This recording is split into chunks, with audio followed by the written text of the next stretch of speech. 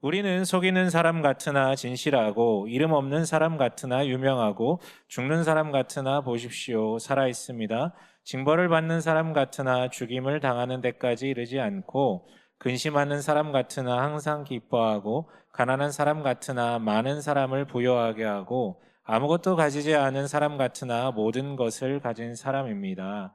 여러분에게 좀 질문을 해보고 싶습니다. 살면서 너무 기뻐가지고 너무 벅차올라가지고 잠깐 시간이 멈췄으면 좋겠다라고 생각이 들 정도로 황홀했던 순간의 기억들이 있으십니까? 혹시 한번 떠올려 보세요. 내가 살면서 너무 벅차오르고 너무 기뻐서 진짜 이대로 딱 시간이 멈췄으면 좋겠다. 뭐 이런 어떤 순간 없으세요? 한번 떠올려 보셨으면 좋겠는데 저는 있습니다. 인생에 물론 이제 엄밀히 말하면 두 번이지 하나는 아내와 결혼할 때 그건 그냥 고정적으로 하나 빼놓고요. 하나가 생각나는 게 있는데요. 7년 전이었어요. 그때 이제 개척한 지 얼마 안 됐을 때였거든요. 지금 올해가 8주년이니까.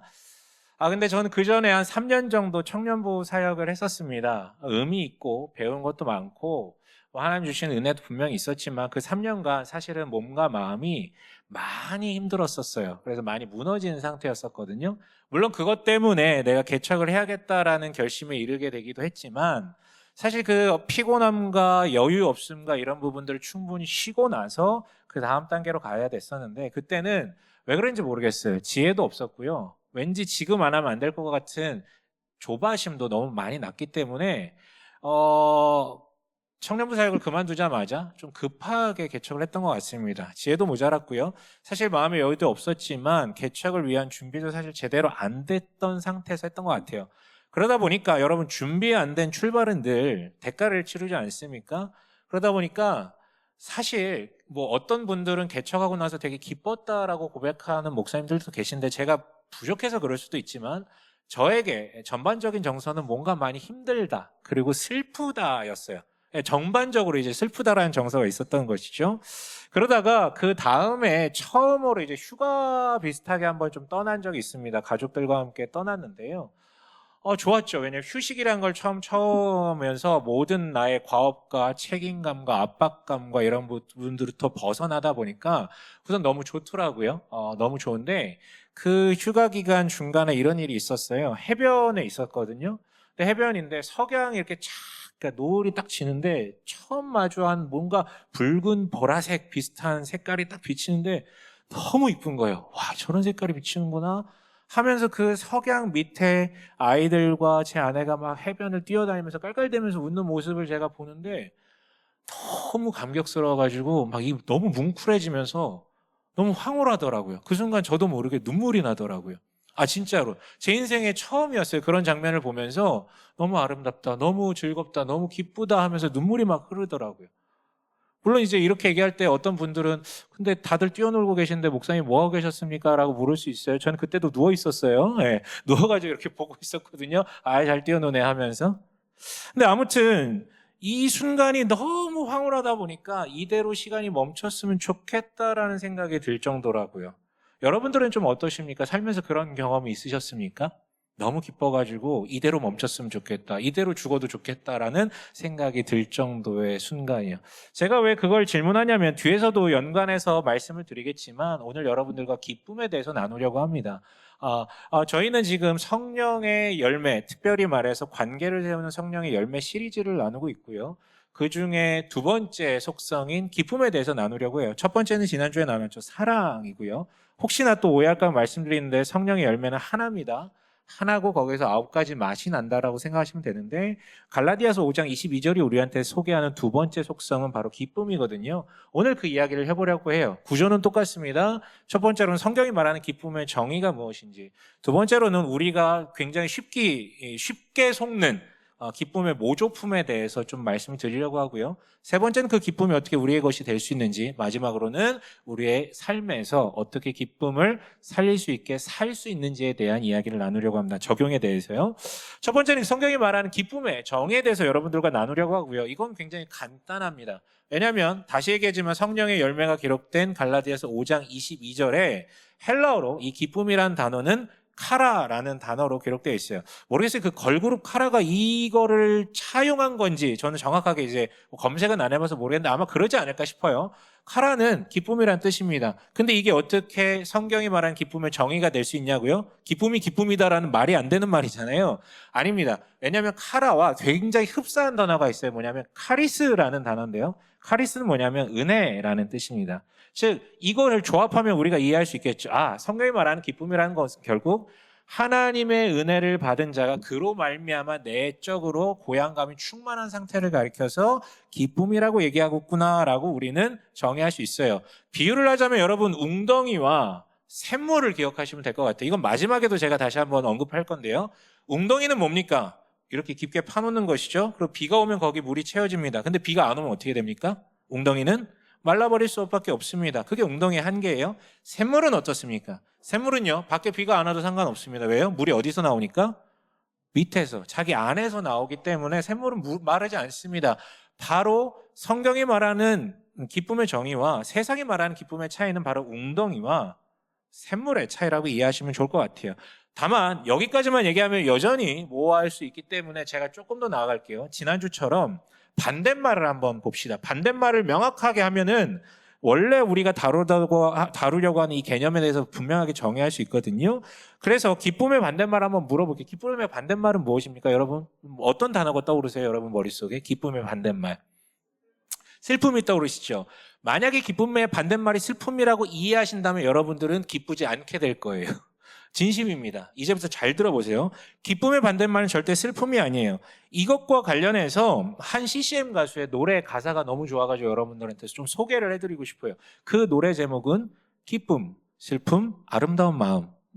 이에요. 예, 제가 되게 좋아하는 악뮤의 노래 가사인데요. 이렇게 되어 있죠. 제가 노래를 불러드리고 싶은데 그러면 굉장히 많은 사회적 위신이 떨어질 것 같아가지고, 제가 위신도 없지만 가사를 적어왔어요. 기쁨 뒤에 슬픔이 오는 건 아름다운 마음이야. 쫓아내지 말고 품어주어라. 아주 예쁜 돌이 된단다. 햇빛 뒤에 그늘이 있는 건 사랑스러운 모습이야. 밝은 미소를 짓지 않아도 사랑할 이유가 있단다. 너의 웃음과 조화로운 너의 눈물. 이 마지막이 포인트인 것 같아요. 너의 웃음과 조화로운 너의 눈물. 그리고 굉장히 많은 분들이 이 가사, 이 노래를 들으면서 굉장히 감화되고 감동됐다라고 얘기를 합니다. 왜냐하면 이 가사는 정확하게 세상이 말하는 기쁨의 정의를, 그 모순적인 정의를 저격하고 있기 때문이에요. 왜냐하면 세상이 말하는 기쁨은 간단해요. 슬픔이 없어야 됩니다. 슬픔이 없어야 돼. 우선 슬픔이 없어요. 슬픔의 부재가 기쁨일 수 있다라는 것이죠. 그래서 세상이 말하는 정의대로라면요, 슬프면 기쁨이 없는 거예요. 슬프면 기쁨은 사라져 있는 것입니다. 특별히 그리스도인들 중에 굉장히 이상하게 경도된 신앙을 갖고 계신 분이 있어요. 자기가 슬픈 감정을 느끼면 자기가 하나님에 대한 신앙이 없는 것처럼, 믿음이 있으면 기뻐야 되는데 내가 기쁘지 않은 것은 내가 좀 뭔가 이상한 것이다. 꼭 그렇지 않습니다. 슬플 수 있어요. 슬프다라는 것이 꼭 신앙 없음을 얘기하는 것은 아닙니다. 그런데 슬픔이라는 감정을 꼭 나쁜 것으로만 해석을 하다 보니 슬픔을 마주하면 이걸 해소하거나 해석하지 못하고 당황하기 시작을 하고요. 어쩔 줄 몰라하고 기쁘지 않은 자신을 탓하며 구덩이에 파고 들어가기도 하죠. 아니요. 그리고 나서 사람들은 그 슬픔을 잊기 위해 뒤에서 얘기할 기쁨의 모조품들을 찾기 시작하면 그러면 진짜 망하는 거예요. 여러분 절대 기쁨과 슬픔은 대조되는 게 아닙니다. 그래서 저는 이찬혁이라는 시인이 이 얘기를 굉장히 좋아합니다. 웃음과 저한테 이찬혁 씨는 시인이에요. 눈물과 웃음은 조화로운 것이라고요. 그러니까 슬픔과 기쁨은 반대말이 아닙니다. 그러면 여러분 기쁨의 반대말이 뭡니까? 기억하세요. 기쁨의 반대말은요, 절망이에요. 다르게 얘기하면 소망이 없는 상태. 소망이 없는 상태. 본문을 볼게요. 바울은요, 오늘 읽은 고린도후서 본문 6장은요, 바울이 자기의 자전적 이야기들을 합니다. 근데 이야기를 듣다 보면 저희가 다 읽지는 않았는데 무슨 얘기를 하냐면 자기가 매를 엄청나게 맞았고요, 감옥에도 갇혔고요, 배신도 당했고요, 그리고 뭐 배가 난파되고 막 이런 이야기들을 얘기를 합니다. 돈도 없고요, 빼앗김을 당하고요. 그러니까 여러분 이런 상황들은 다 뭡니까? 우리로 하여금 고통을 만들어내고 슬픔을 불러일으키는 어떤 상황들이잖아요. 근데요, 바울이 뭐라고 얘기하는지 한번 잘 들어보세요. 10절에 이렇게 되어 있습니다. 함께 읽어볼게요. 10절이요. 함께 읽습니다. 시작.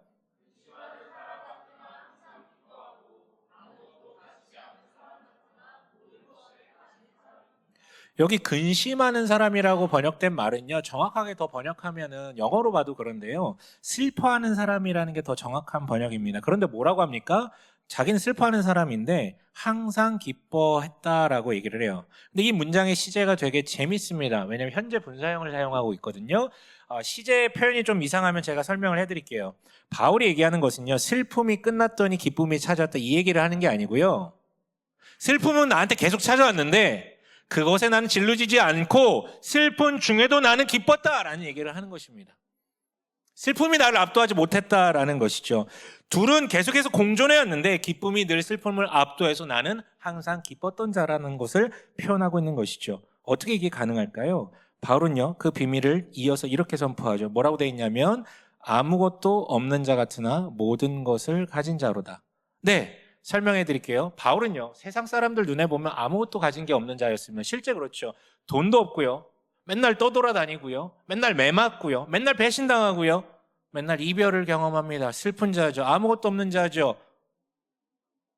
세상의 눈으로 보면 그렇습니다. 슬픔의 조건들만 가득하니까요. 하지만 바울은 샘과 같은 사람이었다라는 거예요. 밖에 비가 안 와요. 계속 가물어요. 그래서 슬퍼야 되는 게 맞아요. 근데 이 안에서 뭔가 계속해서 올라오는 기쁨이라는 게 있었다라는 거. 그 기쁨의 근원은 무엇입니까? 결론부터 얘기하면 나는 세상이 아무리 나를 흔들어 댈 때라도 나는 절대 무너지지 않는 하나님의 자녀다. 하나님께서 나를 구원하셨다. 나는 하나님의 사랑받는 자이다. 라는 그 확신이 있었기 때문에 흔들리지 않았다라는 거예요. 여러분 이게 잘 안 다가오시면 제가 비유를 하나 해드릴게요. 이 자리에 뭐 90년대 생들도 계시기 때문에 이게 어떻게 다가올지 모르겠는데 90년대 미국 영화를 한번 떠올려 보시면 좋을 것 같은데요. 2000년대 미국 영화랑 90년대 미국 영화는 많이 달라. 2000년대 이후로 그 어떤 빌딩 무너진 이후로 그 무슨 빌딩이죠 거기? 월드 트레이드 빌딩이 무너진 이후로 미국 영화, 할리우드 영화의 약간 분위기가 달라졌어요. 국가가 나를 감시하고 막 이런 거 있잖아요. 국가가 나를 막 음모에 빠뜨리고 막 이런 게 많았는데 90년대 미국 영화는 거의 다 대부분 비슷해요. 국가가 나를 어떻게든 구하러 온다. 나는 아메리칸이다. 나를 살리려 국가는 어떻게든 온다.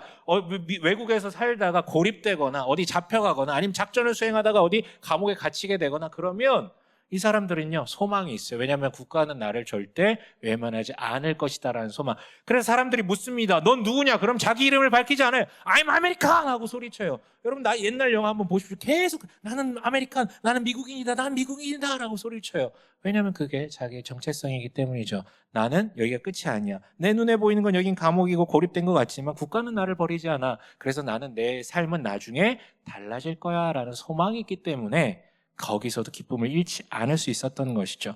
바울이 말하는 것은 마찬가지입니다.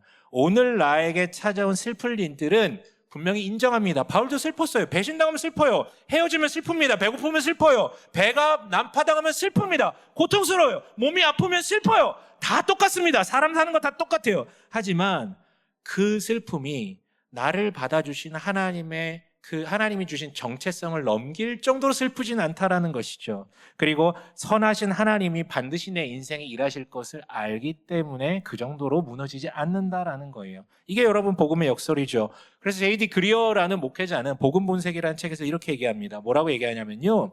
복음을 이해하는 정도는 모든 상황 속에서 기뻐하는 능력으로 측정된다. 우리가 복음을 제대로 이해하고 있다면 내 눈에 보이는 슬픔의 상황 속에서도 기뻐할 수 있기 때문에 그걸 보고 저 사람이 복음의 능력을 얼마나 신뢰하는지를 확인할 수 있다는 것이죠. 정리해 볼게요. 기쁨의 반대말은요, 슬픔이 아닙니다. 슬퍼도 기쁠 수 있습니다. 단 절망하면 기쁠 수 없습니다. 거긴 소망이 없기 때문에요. 그 사람은 계속해서 우울하고 무기력하게 살 수밖에 없습니다. 그럼 두 번째로 넘어가 볼게요. 이 작업이 되게 중요한데요. 기쁨의 모조품이 있습니다. 그리고 지난주에도 얘기했지만 모조품은 되게 비슷합니다.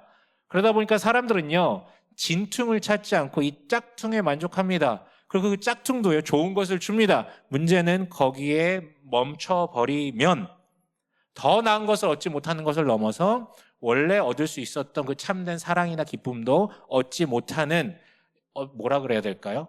완전히 이제 황폐화된 마음이 돼버린다는 게 문제겠죠. 첫 번째 그러니까 모조품 두 개를 말씀드릴 건데 둘은 연결되어 있습니다. 첫 번째 모조품은 이것입니다. 바로 쾌락이라고 얘기할 수 있을 것 같아요. 여러분 쾌락은 뭡니까? 쾌락은 뭡니까? 쾌락은 뭐죠? 쾌락.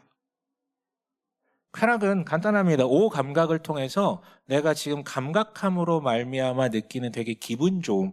그것을 이제 쾌락이라고 얘기할 수 있을 것 같아요. 맛있는 음식을 먹고 맛있는 뭐 예를 들어서 술을 계속해서 마시거나 아니면 자극적인 유흥을 하거나 여러분들 뭐 게임 아시잖아요. 게임도 많이 게임하면 게임은 정말 남자들에게 있어서는 모든 감각을 자극하는 굉장히 쾌락적인 요소가 큰 것이거든요. 아무튼 게임과 같은 거 혹은 유흥과 같은 거 반대도 있습니다. 모든 감각을 좀 릴렉스하게 만드는 휴식 이런 것도 여러분 쾌락의 한 요소가 되겠죠. 그러니까 신체 감각들을 자극하거나 풀어줘서 기분 좋게 하는 게 바로 쾌락이라고 얘기할 수 있습니다. 그래서 술 마시면 좋은 게 맛도 있지만 그걸 마심으로 인해서 뭔가 감각이 풀리는 느낌이 들기 때문에 기분이 좋다라고 말씀하시는 분들도 있거든요. 물론 여러분 오해하지 마세요. 제가 지금 쾌락을 언급했다고 쾌락을 즐기면 안 되는 건가요? 절대 그렇지 않습니다. 아까 말씀드렸잖아요. 모조품이 꼭 나쁜 건 아니라고요. 다만 거기 머무를 때 문제가 된다라고 얘기했죠. 쾌락은요. 근데 문제가 있습니다. 뭐냐면 감각이 발동되는 그 순간에만 즐겁게 만든다는 거예요. 먹고 있을 때만, 보고 있을 때만, 만지고 있을 때만 즐겁다라는 것이죠. 그래서 사람이 어떻게 되냐면요. 거기에 몰입하다 보면 그 자리를 떠날 수가 없어요. 계속 그 자리로 가야 돼요. 게임하러 가야 되고요. 마시러 가야 되고요. 계속해서 피러 가야 되고요. 만지러 가야 되고요. 그 자리로 계속해서 가야 돼. 그걸 우리가 일컬어서 중독이라고 얘기하지 않습니까? 게임 중독, 소비 중독, 약물 중독, 성 중독, 소리, 알코올, 담배, 도박 같은 중독들이요. 그런데요, 여러분, 이거보다 더 교묘하고 위험한 중독이 있습니다. 이건 우리가 중독인지도 모르고 위험인지도 모르고 누리는 기쁨이 있어요. 뭐냐면 바로 행복감입니다. 행복감은 사실 문제가 아니죠. 근데 문제가 돼요. 왜 문제냐면요. 행복감은 우리가 어떻게 얻습니까? 최소한 쾌락과 다르게 행복감은요, 노력해야 얻을 수 있는 것입니다. 귀한 것이기 때문에 그냥 얻어지지 않고요.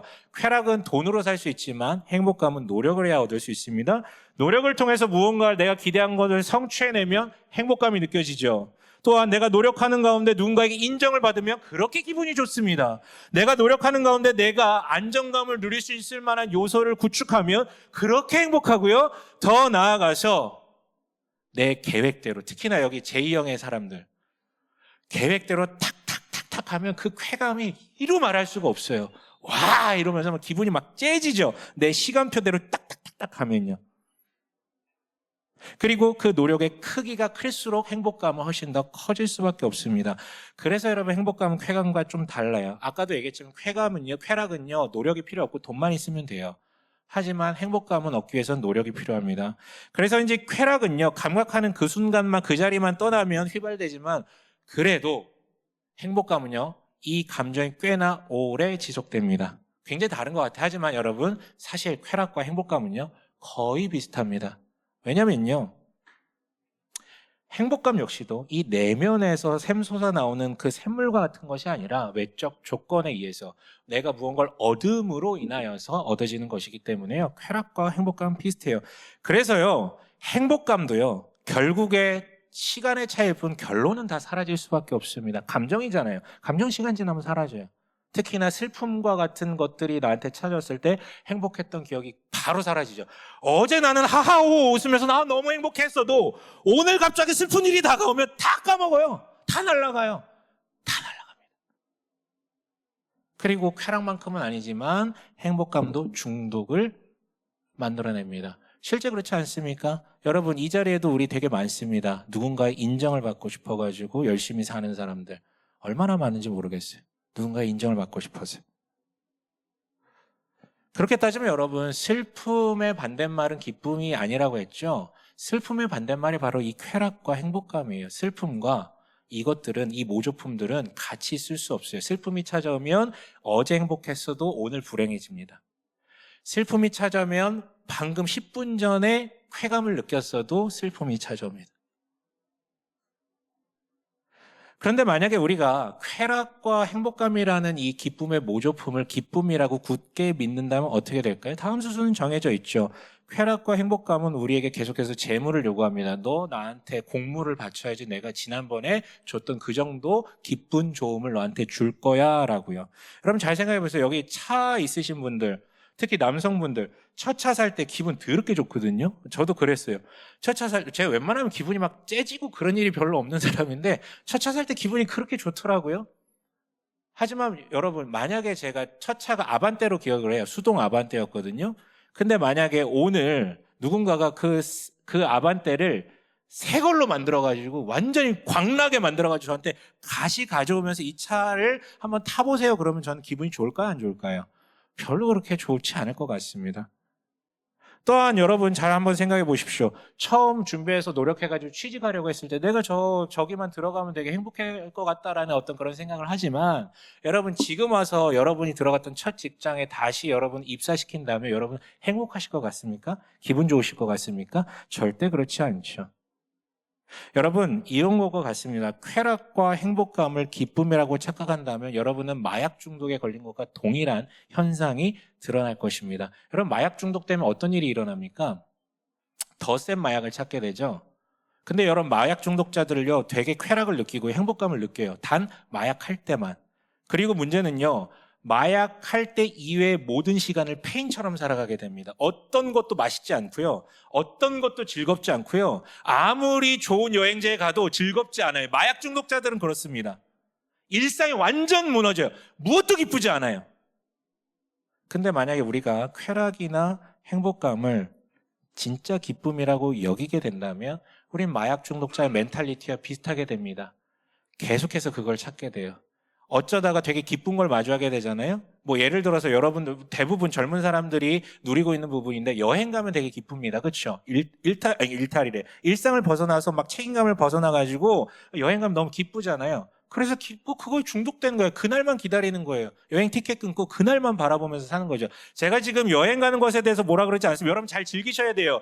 기독교 신앙은요. 절대 쾌락과 행복감에 대해서 부정하지 않고요. 오히려 그것을 건강하게 지키라고 얘기를 합니다. 건강하게 누리라고 얘기합니다. 제발 율법주의자들처럼 이렇게 웅크리면서 살지 마십시오. 하지만 하나님이 주시는 기쁨이 아니라 하나님이 주시는 좋은 것들을 나의 기쁨의 수단이라고 확정짓는 순간 여러분들은 마약 중독자와 같은 멘탈리티로 살아가게 된다는 것이죠.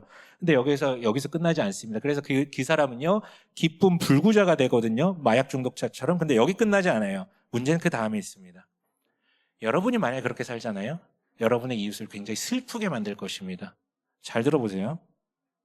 남성분들. 게임 많이 하시는 분들. 우린 이미 이런 것들을 경험했어요. 게임할 때 너무 기쁘거든요. 근데 갑자기 엄마가 문 벌컥 열고 들어오면서 야 그만해! 그러는 순간 화딱지가 납니다. 저 엄마가 나한테 밥을 차려주고 이렇게나 키워주고 나를 사랑해준다는 건 다 까먹고요. 저 사람은 나의 쾌락을, 행복감을 방해하는 사람이기 때문에 굉장히 화가 납니다. 근데 웃긴 게 뭔지 아십니까? 자기 자녀에 대해서도 그래요. 사랑한다라고 얘기를 하지만 얘 때문에 쉼을 제대로 갖지 못하고 얘 때문에 내가 먹을 걸 제대로 먹지 못하고 얘 때문에 내가 누릴 걸 제대로 누리지 못하는 게 그게 나라게 되면 걔에 대해서 화를 내게 됩니다. 얘는 아무것도 모르는 애인데요. 심지어 그게 배우자라도 자식일지라도 내 쾌락을 방해하는 자 혹은 내 행복감을 저지하는 자들은 화가 나요.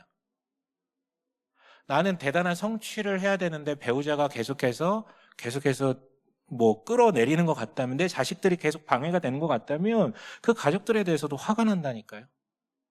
그렇게 되면 여러분 관계가 무너지게 되겠죠. 여러분 쾌락과 행복감으로 여러분이 기쁨을 추구하게 된다면요. 여러분은 기쁨 불구자가 될 것이고 나중에는 내 주변에 있는 가장 가까운 사람들부터 슬프게 만들 것입니다. 제 얘기로 돌아가 볼게요. 저는 7년 전에 정말로 그 석양을 바라보고 저희 아이들과 아내가 뛰어노는 모습을 보면서 눈물을 흘릴 정도로 너무 기뻤어요. 제 인생에 처음 있는 경험이어서 되게 당혹스러워요. 너무 황홀해가지고 눈물이 흘렸거든요.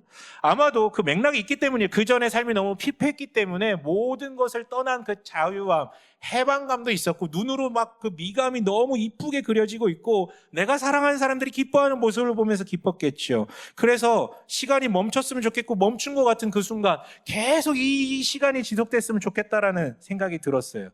그러나 여러분 그렇게 갈망한다고 시간이 멈춥니까? 시간은 멈추지 않죠. 그리고 저는 그 해변을 떠나자마자 그 쾌락감은 사라졌습니다. 왜냐하면 더 이상 내 눈에 보이지 않으니까요. 물론 행복감은 꽤나 오래 지속됐습니다. 이 정서가, 이 너무 따뜻함이, 이 너무 황홀함이 계속해서 이 마음에 남았습니다. 그래서 돌아와서도 사역하면서 꽤 괜찮았어요. 하지만 한 2, 3주 지나고 나니 그 행복감도 사라지게 됐죠. 왜냐하면 내가 늘 마주하고 있는 현실은 나에게 슬픔을 만들어내는 그런 어떤 요소들이 훨씬 많았기 때문에. 그래서 엄밀히 따지면요, 저는 정말로 기뻤지만 그럼에도 불구하고 저희가 느꼈던 그 기쁨은요, 쾌락이나 행복감이라고 표현할 수 있을 것 같습니다. 그런데 여기서 본질적인 질문을 던져볼게요. 쾌락이나 행복감이 잘못된 것일까요?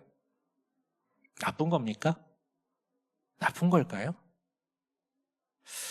아니요, 여기서부터 잘 들어보세요. 앞에서도 얘기했지만 하나님께서는 우리가 기뻐하기를 원하세요. 쾌락을 누리기를 원하세요. 그리고 행복감을 누리기를 원하세요. 이거는 부정할 수 없는 진실입니다. 그런데요, 여기서부터 잘 들어보세요. 여기서 시간이 멈췄으면 좋겠다라고 떠올렸을 때 저는 한 가지 생각을 더 했습니다. 무슨 생각을 했을까요? 너무 황홀해가지고 시간이 멈췄으면 좋겠다고 할 때 한 가지 생각을 더 했어요.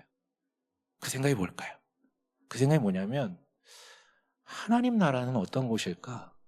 라는 생각이에요. 전 그때도 목사였거든요. 천국에 대해서 얘기하고 하나님 나라에 대해서 얘기하는 건데 제가 지금 얘기하는 것은 완성된 하나님 나라 천국을 얘기하는 거예요. 근데 그 행복감이 사뭇 막 나를 지배하는 순간 그럼 도대체 저 천국은 어떤 곳일까? 얼마나 황홀하고 얼마나 깊은 것일까? 라는 생각이에요.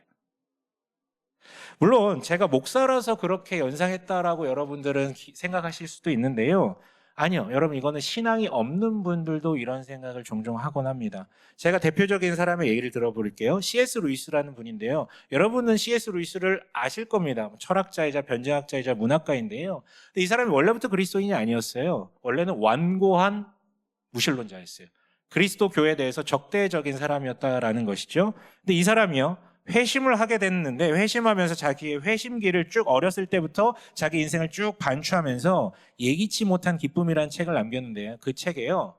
이런 구절들이 있습니다. 뭐냐면 자기 인생을 반추해 봤었을 때 정말 시간이 멈춰버렸으면 좋겠다 생각이 들 정도로 황홀했던 순간이 한 3번 정도 기억이 난다면서 그 3가지 사례 정도를 기록하고 있거든요. 근데 그것을 떠올리면서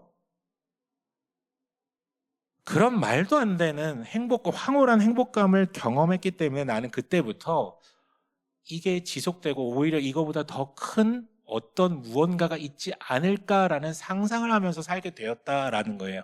그랬기 때문에 하나님 나라에 대해서 온전하게 마주하게 됐을 때 그것을 받아들일 수 있게 됐다라는 것이죠. 만약에 자기가 살면서 시간이 멈췄으면 좋겠다라고 할 정도의 좋은 시기가 없었다면 자기는 상상하지 못했을 거라고 얘기를 합니다. 여러분 쾌락이랑 행복감은 필요합니다. 다시 얘기하지만 하나님께서 주신 좋은 것입니다. 즐기십시오.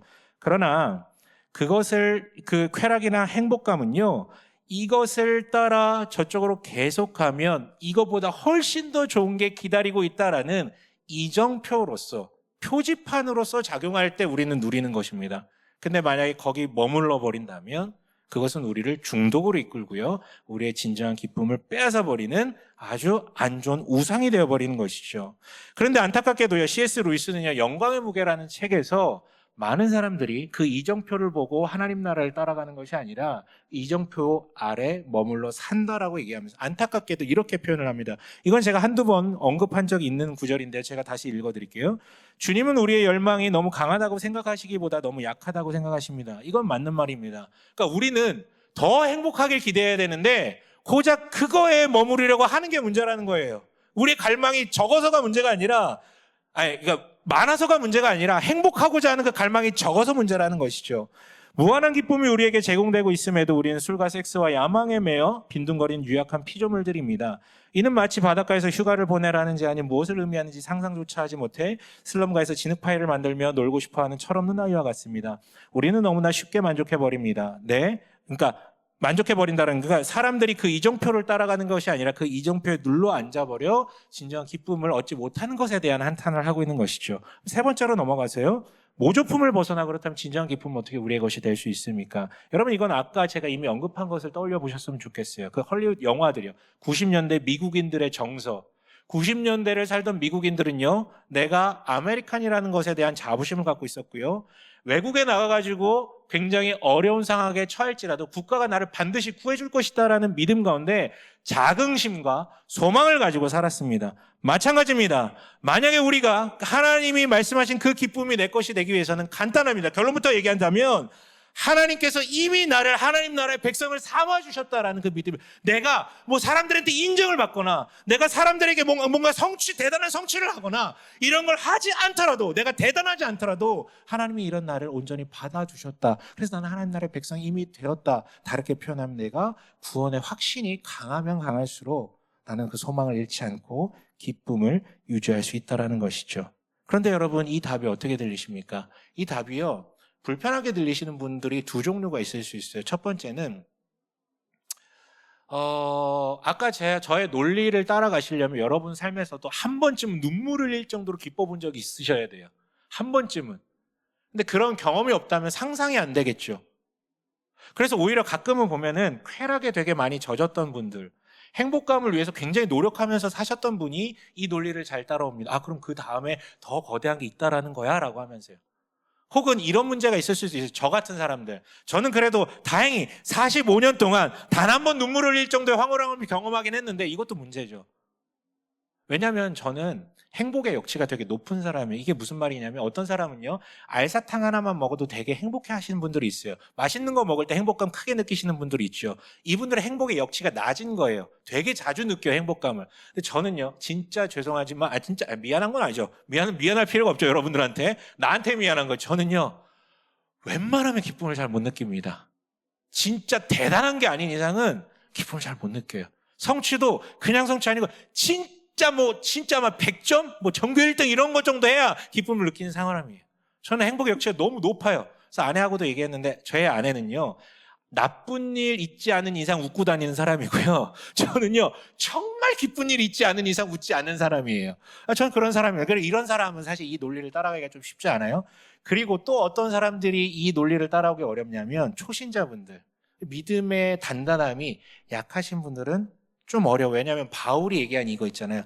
슬픔 가운데 즐거움을 느꼈다라는 거, 슬픔 가운데 기뻐했다라는 게 잘 안 다가왔어요. 너무 먼 얘기 같아요. 너무 옛날 얘기 같아요. 근데 여러분, 저라고 다를까요? 저는 물론 행복의 역치가 높은 건 맞는데 저라고 다를까요? 저는 그런 눈물 흘릴 만한 황홀한 상황을 경험했지만, 그리고 저는 심지어 여러분들에게 설교를 하는 목사이지만 그럼에도 저는 여러분과 다르지가 않습니다. 왜냐하면 당장 슬픔이 찾아오잖아요. 그러면 어제 하나님께 글로리 오브 갓 하면서 막 이랬던 저도 당장 슬픔이 찾아오면 쉽게 절망해요. 반대로요, 큰 쾌락이나 큰 성취를 통해서 행복감이 찾아오잖아요. 하나님 생각 안 납니다. 솔직히 얘기할게요. 하나님 생각 잘 안 납니다. 거기에 취해버리죠. 이게 우리 모두의 현실입니다. 정말이에요. 우리는요, 아까 C.S. 루이스가 얘기했잖아요. 고작 그거에 만족하면 안 된다고. 근데 실제 우리는요, 고작 그거에 만족하는 사람들이에요. 반대로 고작 그 슬픔 때문에 절망에 빠지는 사람들이에요. 이건 우리가 죄인이기 때문이죠. 하나님으로부터 등을 돌린 자, 죄인이기 때문에 안 보여요. 등 뒤에 늘 하나님 내 등 뒤에 있기 때문에 안 보이기 때문에 우리는 너무 쉽게 슬퍼하고 너무 쉽게 그 쾌락과 행복감에 젖어들고 거기에 멈춰버리게 됩니다. 진짜 슬픈 건 바로 그거예요. 진짜 슬픈 건요, 살다 보면 나에게 슬플 만한 상황이 찾아오는 게 진짜 슬픈 게 아니라 하나님이 그 슬픔을 벗어날 수 있는 기회와 방법과 모든 것에 대해서 답을 이미 주셨음에도 불구하고 우리가 등을 돌리고 있기 때문에 그 답을 찾아낼 수 없다는, 그게 진짜 슬픈 것입니다. 그러나 여러분, 하나님은요, 불굴의 의지를 갖고 계시죠. 답을 주셨습니다. 히브리서 12장 2절에 이렇게 되어 있습니다. 함께 읽어볼게요. 함께 읽습니다. 시작. 믿음의 창시자여 완성.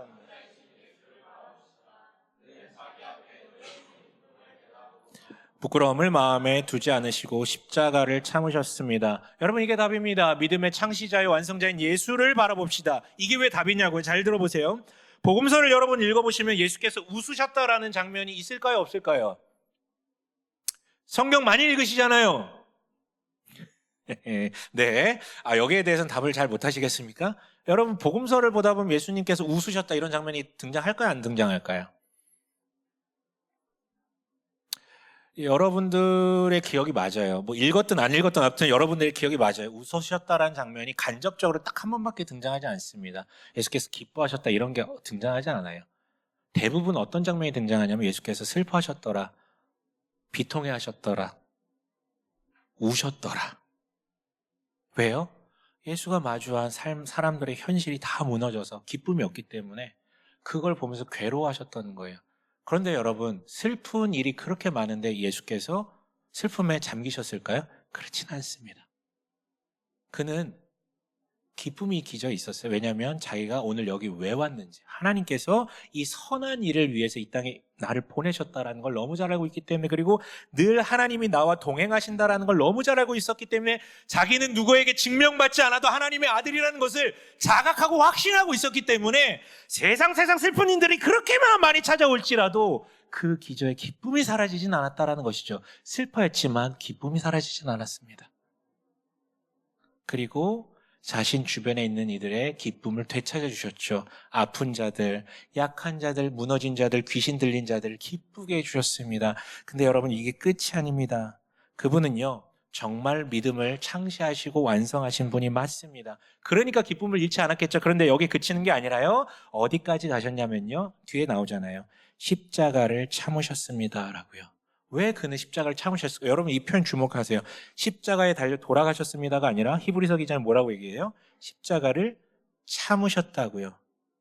참으셨다라는 건 십자가에 달리기까지의 모든 과정을 얘기합니다. 그분은 하나님의 아들이신데요, 십자가에 달리기로 결정되면서 그 가는 길 가운데 자신을 따라다니는 모든 제자들에게 욕을 들어먹습니다. 모두가 다 예수를 비난하고 배신하셨어요. 세상 모두가요.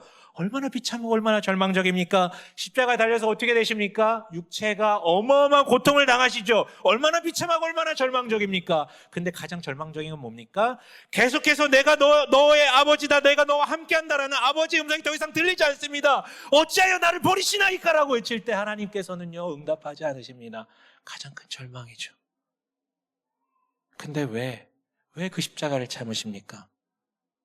우리가 절망으로부터 스스로 벗어날 수 없는 존재이기 때문에, 그가 인간이 감당할 수 있는 최악의 절망을 스스로 감당하심으로 말미암아 절망적인 우리의 절망을 안아가시고요, 그분이 완성하신 믿음, 그로 말미암아 얻어낼 수 있는 그 기쁨을 우리한테 주시기 위해서, 완성된 믿음을 주시기 위해서 십자가를 참으신 것이죠. 우리를 대신해서요. 그래서 히브리서 기자는 얘기하는 겁니다. 그 예수를 바라보라고요. 그 예수에 주목하라고요. 그러면 소망을 찾을 것이고, 그 완성된 믿음이 너의 것이 되어서 그러면 소망을 찾을 것이고, 그러면 세상에 흔들 수 없는 기쁨을 얻게 될 것이라고요. 여러분, 하나만 기억하세요. 우리는요, 다 기쁘게 살길 원합니다. 행복하길 원해요. 그래서 미친 듯이, 여러분, 우리가 사는 모든 것들은요, 다 기쁘기 위해서 사는 거 아닙니까? 기쁘기 위해서 돈 벌고요, 기쁘기 위해서, 행복하기 위해서 결혼하고요, 다 행복하기 위해서 우리가 누군가 볼 때 이해 안 되는 행동, 다 그 사람에게는 내적 논리가 있어요. 행복하고 싶어서 그렇게 사는 거예요. 내 눈에 이해가 안 되는 것이지, 내 눈에 이해가 안 되는 것이지, 그 사람은 다 기쁘기 위해서 그렇게 산단 말이에요. 마약을 왜 합니까? 기쁘기 위해서 사는 거예요. 왜 중독됩니까? 기쁘기 위해서 사는 거예요. 그런데 우리가 잊어서는 안 되는 게요, 우리가 어떤 수단을 통해서 쾌락과 행복감을 통해 자신을 기쁘게 하려는 것은 절대 하나님이 우리를 기쁘시게 하려는 것보다 더 클 수 없다라는 것이죠. 그것을 잊어버린 순간 여러분의 노력으로 쾌락과 행복감을 통해 기뻐하려고 할 것이고, 그러면 여러분, 우리의 인생은 망하는 것입니다. 그러나 그분은 우리를 기쁘게 하시기 위해 예수란 대가를 지불하셨습니다. 여러분, 그 예수 그리스도를 바라보십시오. 마지막으로 기쁨을 위한 적용점을 말씀드릴게요. 한 가지만 말씀드리겠습니다. 이거 하나밖에 없어요. 사실은 우리가 할 수 있는, 기쁨을 위해서 해야 될 수 있는 일은 딱 하나밖에 없습니다. 여러분, 예배 자리로 나오십시오. 여러분 제가 지금 이 표현을 어떤 분은 주일 예배 열심히 빠지지 않고 드리라는 거구나. 물론 뭐 그런 의미가 될 수도 있겠지만 아니요. 제 얘기는 하나님 앞에 나아가라는 것입니다. 하나님 앞에 나아가서 말씀을 보든 뭐 기도를 하든 하나님 앞에 나아가라는 거예요. 물론 또 이 얘기를 듣고 어떤 분들 또 목사님 또 기승전결이 그냥 예배로 마치는구나. 목사님 답네. 목사님은 이 세상에 이게 험난한 걸 잘 모르시나 봐요. 회사 가서 일하시면 그게 됩니까? 회사 가서 일해보세요. 목사님 세상 잘 몰라서 그래요. 뭐 그렇게 타박하실 수도 있습니다. 그러나 여러분 전 굴하지 않겠습니다. 여러분 예배하셔야 됩니다. 제가 한번 언급한 적이 있는데요. 다시 한번 소개해 드릴게요. 기독교의 믿음을 문답식으로 정리한 웨스트민스터 소요리 문답이 있어요. 그 제일 첫 번째 1문 1답이 있는데요. 첫 번째 질문이 이것입니다. 사람의 제일 존재 목적은 무엇인가? 그것에 대한 답변이 영어로 기록되어 있지만 다시 번역을 하면요. 그 답은 이렇습니다. 사람의 제일 되는 목적은 하나님을 영화롭게 하는 것과 영원토록 그를 기뻐하는 것, 영원토록 그를 즐거워하는 것이라고 되어 있어요. 사람들은 신앙을 굉장히 오해합니다. 뭐냐면요. 하나님을 기쁘시게 하는 것이라고요. 우리가 하나님을 기쁘시게 하면 그가 우리를 내가 기쁘게 할 만한 것, 내가 정말로 간구하고 원하는 것들을 채워주실 것이라고요. 그럼 내가 기뻐질 것이다라고 오해를 합니다. 말도 안 되는 소리예요.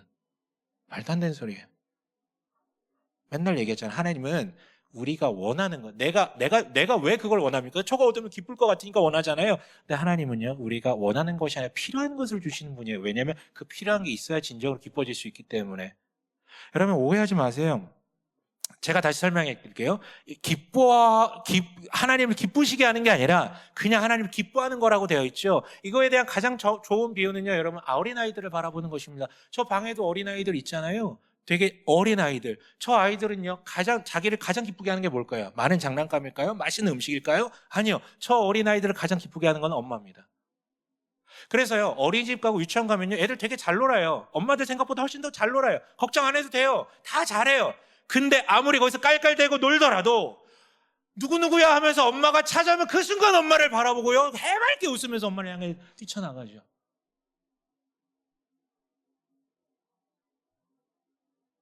저희 애들도 그랬어요. 엄마만 보면, 저랑 같이 있다가도 엄마만 보면 너무 기뻐가지고 막 뛰쳐나가요. 물론 딱 1학년 때까지만.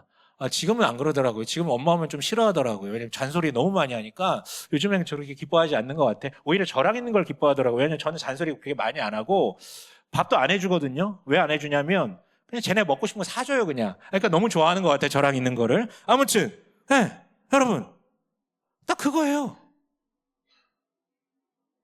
엄마를 보기만 했어요, 여러분. 그렇죠? 엄마가 아직 안아주지도 않았습니다. 엄마가 맛있는 걸 사주지도 않았어요. 해주지도 않았어요. 근데 엄마를 보고 그냥 기뻐합니다. 이게 바로 예배입니다. 세상을 살다 보면 압박감, 결핍, 책임감, 다양한 어떤 힘듦들이 있죠. 슬퍼집니다. 그런 조건들 때문에요. 정상이에요. 여러분, 그리스도인도 슬플 수 있습니다. 그러나 하나님을 마주함으로, 하나님께 이 모든 것들을 내어놓음으로 이게 다 해소되는 것. 그래. 그리고 그가 하실 일을 기대하기 때문에 그게 소망 아닙니까? 그러면 여기 갑자기 기쁨이 찾아오는 것이죠. 내가 다 책임지지 않아도 된다라는 부분. 이런 엉망과 같은 나를 이미 받아주셨다라는 부분. 그래서 예배는 여러분 그리스도인의 의무가 아니에요. 그거 열심히 하면 너를 기쁘게 해준다 그런 게 아니에요. 그냥 예배가 특권이에요. 세상 사람들은 이 방식으로 해소할 수 없습니다. 세상 사람들은 하나님이 없기 때문에 이런 방식으로 진정한 기쁨으로 나아갈 수 없어요. 그래서 죽도록 돈 벌어가지고 쾌락을 사려고 하는 거고요. 죽도록 노력해서 행복감을 얻으려고 하는 겁니다. 어차피 다 사라져 버릴 것들을요. 그러나 우리는요, 아무리 슬픈 조건이 찾아올지라도 하나님의 얼굴을 마주함으로 해소될 수 있습니다. 그래서 앞서 소개한 복음범색이라는 책에서 J.D. 그리어는 또 이렇게 얘기를 해요. 저는 이 문구가 너무 되게 좋은 문구라고 생각하는데요.